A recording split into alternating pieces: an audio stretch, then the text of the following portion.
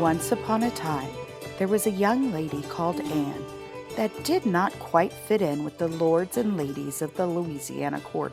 She was a wildling, climbing trees, stumbling upon fairy circles, and spending her days imagining an adventurous life far removed from the drudgery of her reality. When one day, her older sisters begged their parents to go on an adventure to the magical region of Texas and the fantastical land of the Texas Renaissance Festival. For the first time in her 10 years on Earth, she was transported to the land of her imagination. She fell in love with the atmosphere, characters, music, food, and entertainers. This visit ignited a 30-year love affair with the realm and its people. It was a much-needed yearly solace. As she grew into a woman, she continued that love affair and shared the joys of the kingdom with anyone who would listen.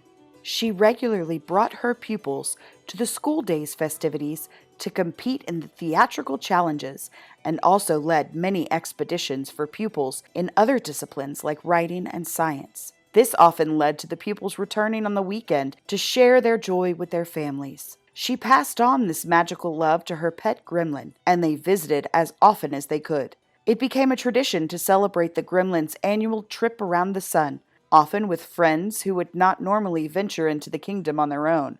The gremlin went on to toil in the kingdom as a purveyor of kilts. The young woman, Anne, became a member of the tribal collective, a family of belly-dancing nomads from the regions of Texas and Louisiana.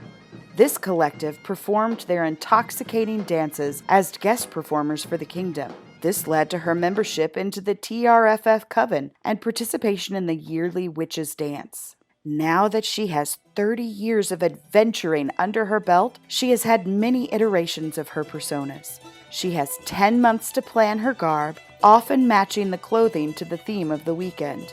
There were pirates, barbarians,